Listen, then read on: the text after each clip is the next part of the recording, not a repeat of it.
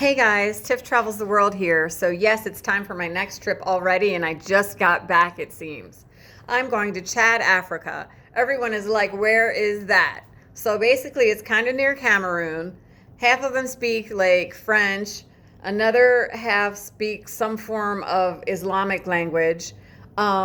It's going to be insane. I have to bring like a sleeping bag. There might not be places to use the normal restroom. We might not even have enough water besides our drinking water. I'm like freaking out.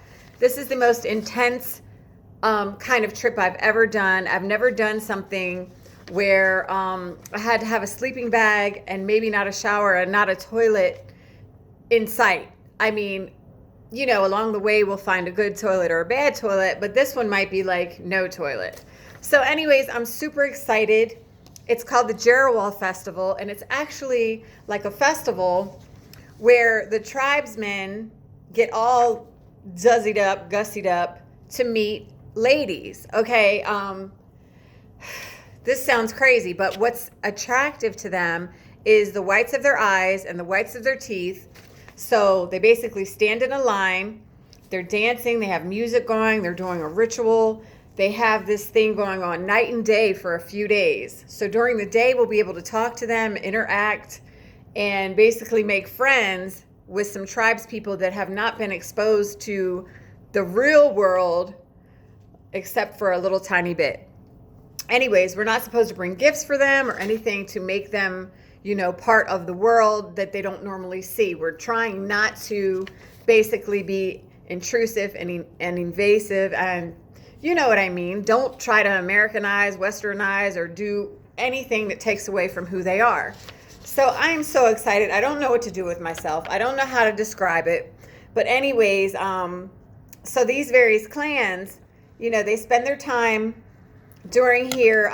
With this opportunity, we're going to meet both of these clans. One's called the Japto, and one is called the Sudasukai.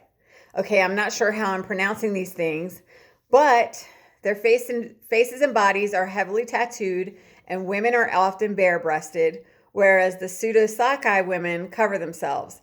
Both have different styles of dress, which are particularly pronounced among the dancers of the Gerewol. So everybody's going to be dressed super amazing, made up, tattoos, all kinds of different highlights, and dancing. Okay, these days are spent staying amongst a Wadabi community and witnessing the rituals and ceremonies of their annual Gerewol festival.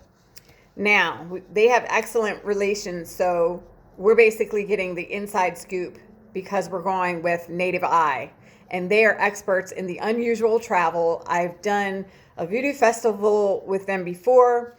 It was amazing. These are things that the normal travelers don't do, and that's why I'm so nervous, guys, because not only am I a person that is used to the real bathroom, except for a little bit of deviations. We are basically going to be out there in the middle of nowhere. Some of our devices may or may not work, so we're supposed to bring batteries and flashlights and different stuff like this. It's going to be insane. This is sort of the end of the rainy season.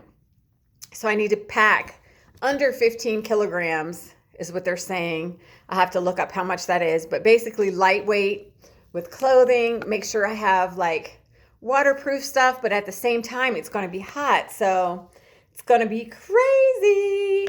Okay, let me see what else it says on here.